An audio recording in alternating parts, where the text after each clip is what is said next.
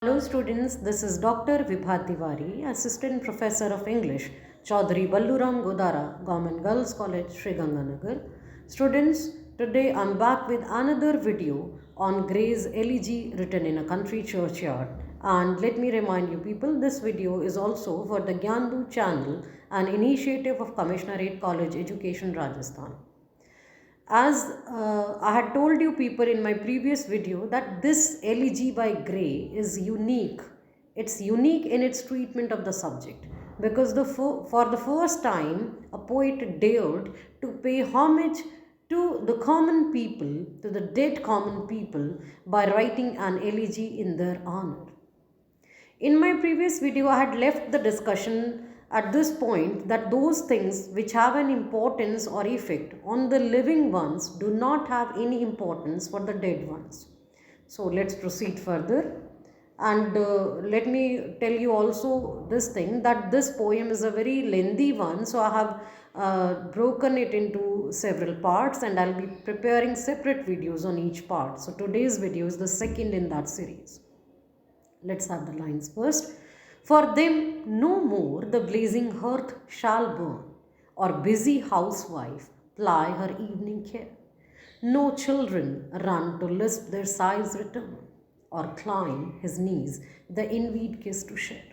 Now in this particular paragraph, the poet has highlighted the common things that occur whenever a farmer or a plowman returns back from the day's labor back to his home.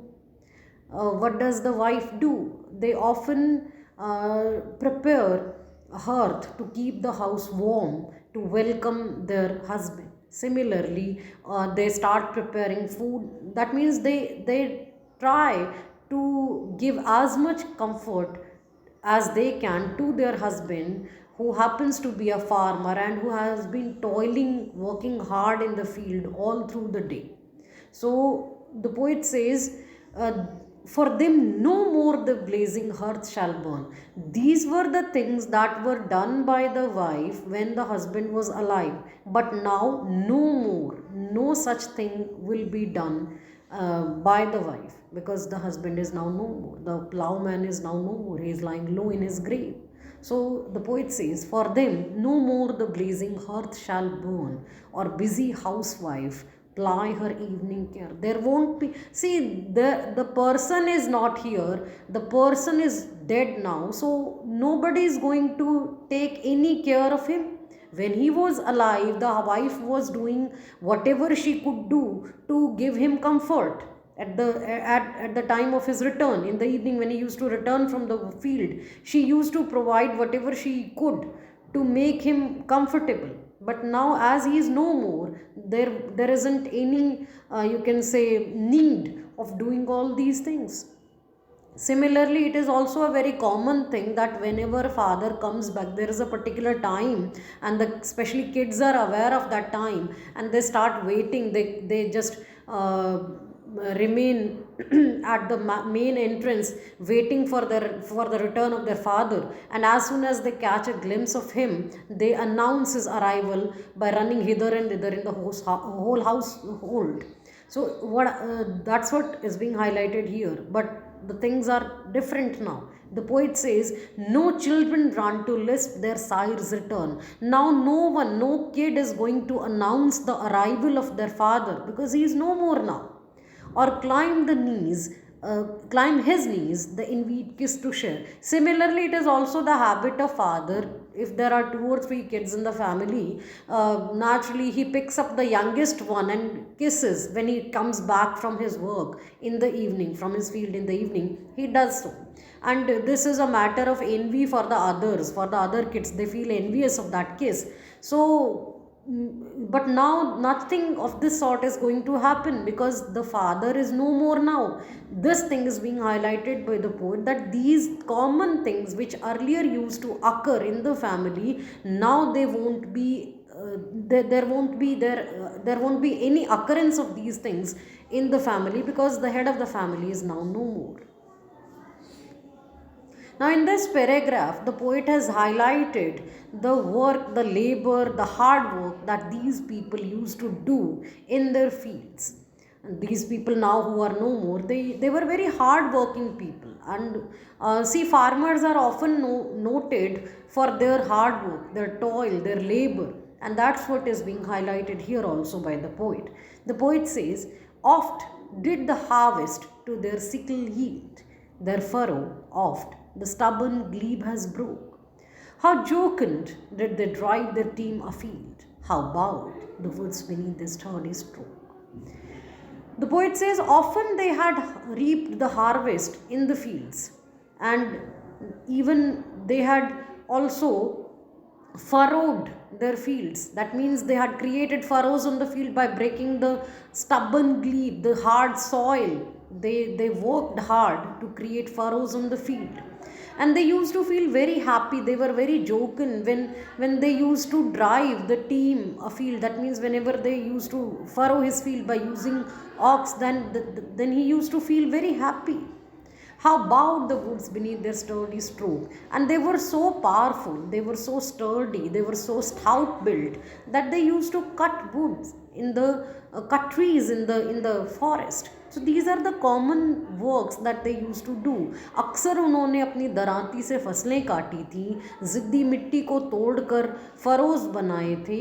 वो बहुत खुश रहा करते थे जब वो बैलों की जोड़ी को चलाया करते थे खेत पर, और बड़े मजबूत थे वो कि उनके वार से जंगल के जंगल कट जाया करते थे. Simply wants to highlight that these people who are now lying low in their graves, when they were alive, they were very much hard working. They used to toil throughout the day in their fields, in their workplaces, to you can say make their lives comfortable.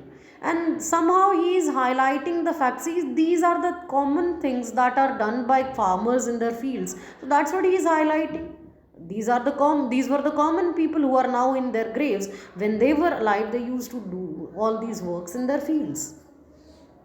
Now these lines are highly didactic, and these are very important not only from the point of view of being asked in the examination, but also these lines are so important because they touch the very philosophy of life.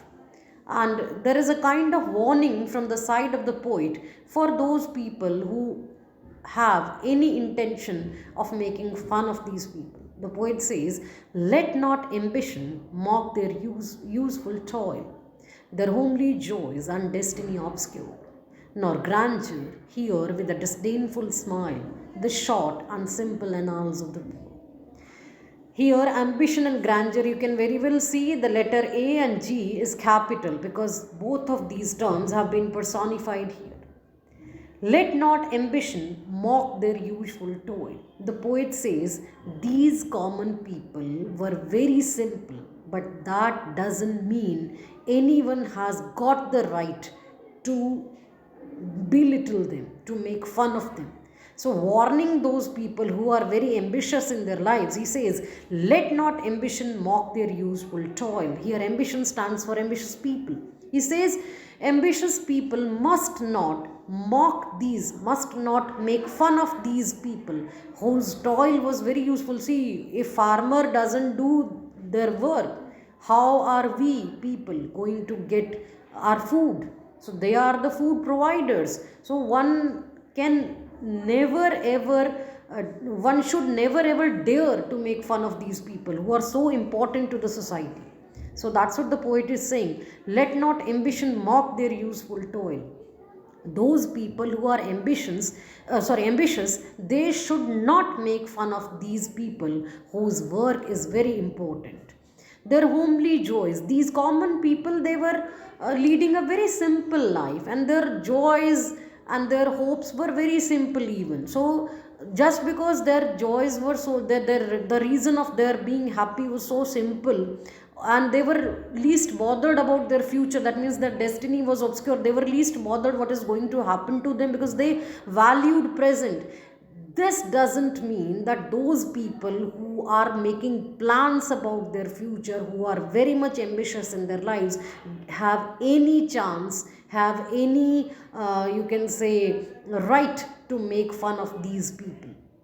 nor grandeur here with a disdainful smile the short and simple annals of the poor. Not only the ambitious ones, but also those people who are boasting about their lineage, who are leading a luxurious life. Even they do not have any right to make fun of these people who have a very short and simple life history. That means, see, farmers, there is nothing important happening in their lives, and their lineage is also very simple. Their forefathers were also farmers, so there is nothing much to boast about in their lives. But that doesn't mean though that those people who belong to the rich strata of the society get a privilege to make fun of them. No. So that's what the poet is warning throughout the paragraph, that okay, you are ambitious, you are leading a luxurious life, no problems, no issues with that. But that doesn't mean that you are by any way given the right of making fun of these people who are very much simple in their lives, who do not have a great lineage. They are leading, they are happy with their lives, they were happy with their lives, and they are now no more. So that doesn't mean that you should make fun of them. So there is a kind of warning here. Now poet ने जैसे simply कहा कि किसी को भी अधिकार नहीं है, ना एम्बिशियस लोगों को, ना शान शौकत में जीने वाले लोगों को, कि वो सीधे साधे लोगों का मजाक उड़ाएं, उनके बारे में कोई तल्ख टिप्पणी करें. तो उसी चीज़ को यहाँ पर भी कंटिन्यू किया गया है. And these lines are very very important. They have become immortal in the history of English literature. The poet says, the boast of heraldry, the pomp of power, and all that beauty, all that wealth ever gave, awaits alike the inevitable hour. The paths of glory lead but to the grave. Especially this last line has become immortal in English literature, and these are very didactic in their tone. बहुत उपदेशात्मक हैं.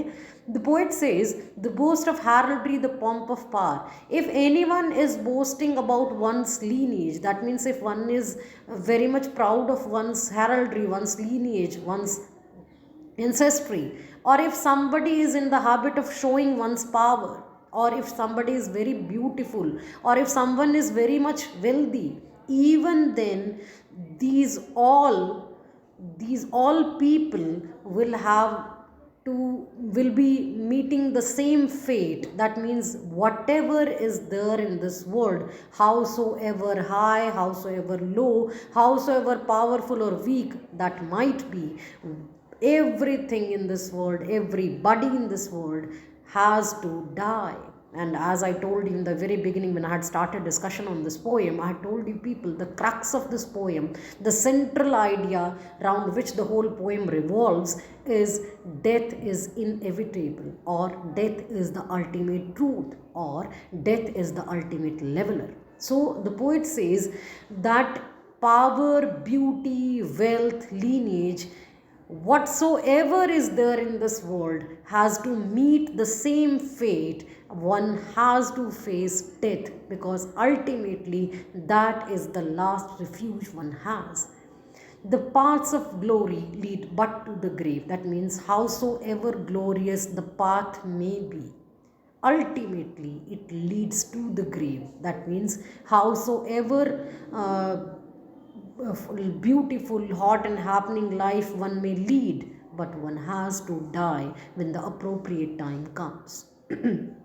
बहुत ही उपदेशात्मक lines हैं कि दुनिया में चाहे कोई कितनी भी डींगे क्यों ना हाँके अपने ख़ानदान की, किसी के पास कितनी भी पावर क्यों ना हो और वो उसको शो ऑफ करता हो, चाहे कितनी भी खूबसूरती क्यों ना हो, चाहे कितनी भी दौलत क्यों ना हो, ये सारी चीज़ें उस अटल घड़ी का इंतज़ार करते हैं. और दुनिया में जितने भी रास्ते हैं शान के, वो सब के सब कब्र पर जाते हैं. यानी मौत ही अंतिम सच है. इसी चीज़ को पोइट ने हाईलाइट करने की कोशिश की है. In this world if something has taken birth, that is meant to die sooner or later. That is the ultimate reality, and one should always keep this thing in mind. That is the warning from the side of the poet to each and everyone. Nor you, ye proud, impute to these the fault, if memory o'er their tomb no trophies raise, where through the long drawn ale and fretted vault the pealing anthem swells the note of praise. Now again he is warning, or you can say guiding the people, that no one has got the right to make fun of these poor people. Nor you, ye proud, impute to these the fault. He says, "O proud people, you do not have any right to just blame these people." If Mem'ry again, M is capital, that means here it has been personified. Here it stands for those people who are remembering the dead one, these common, the relatives of these common people who are remembering them.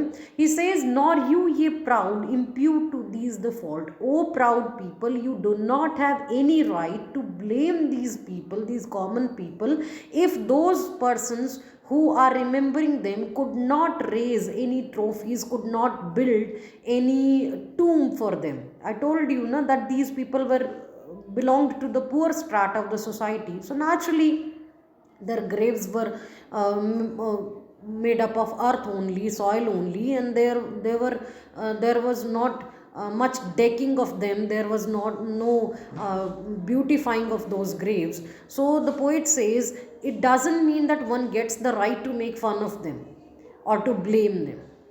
So there aren't any graves, there aren't any tombstones where through the long drawn ale and fretted vault the pealing anthem swells the note of praise. See what happens when the people get buried in the churchyard.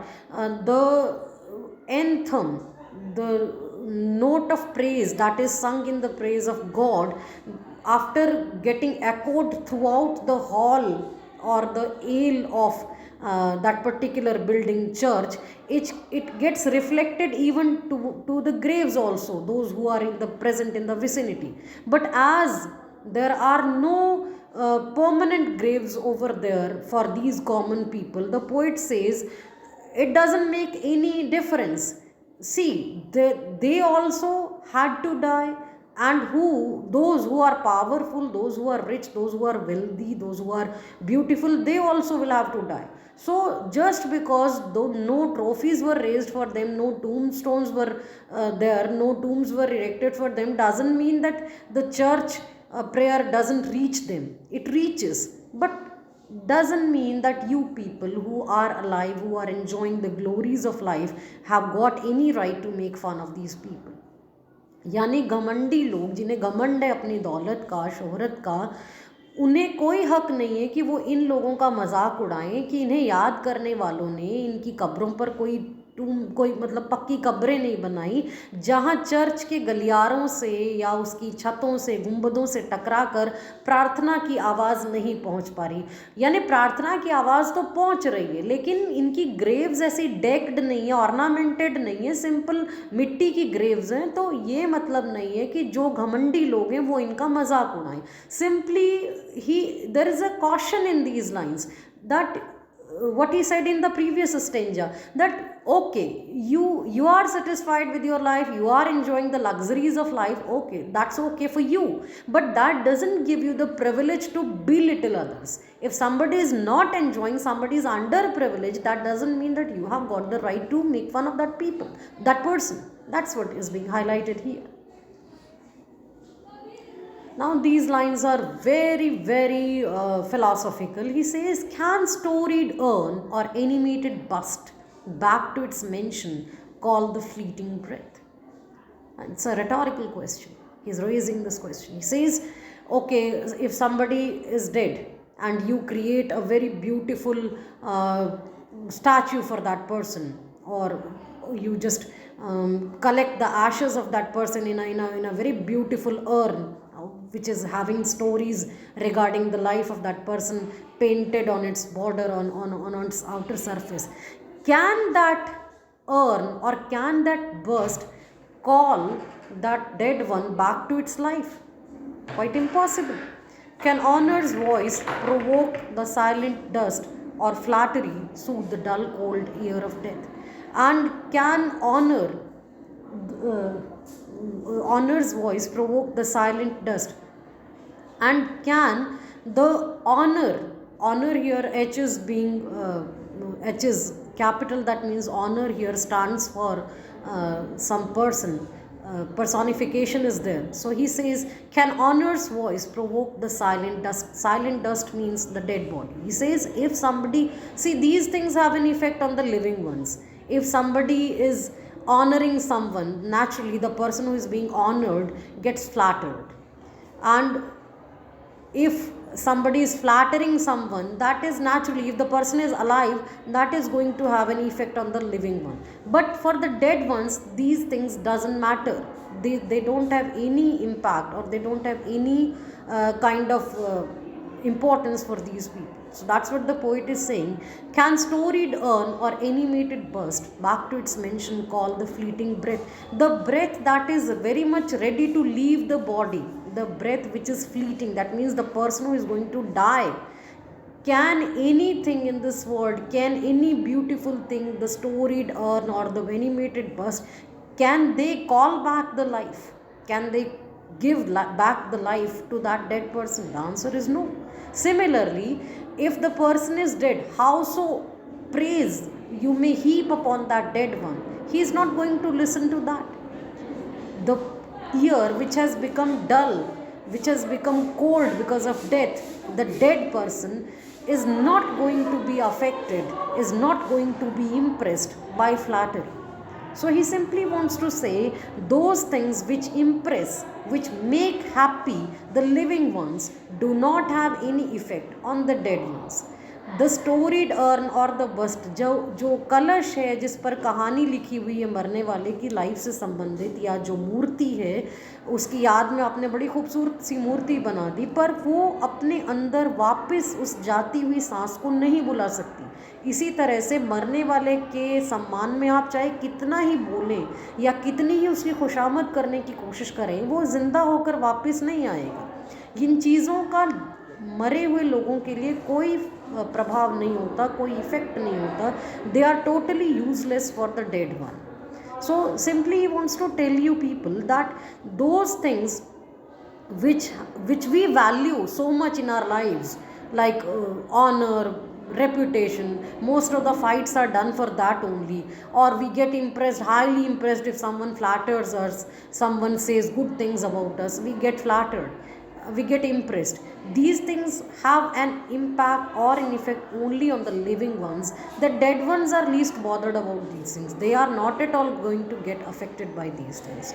So that's all in today's video. I'll be continuing the next portion of the poem in my next video. So keep watching the videos. Thank you for today.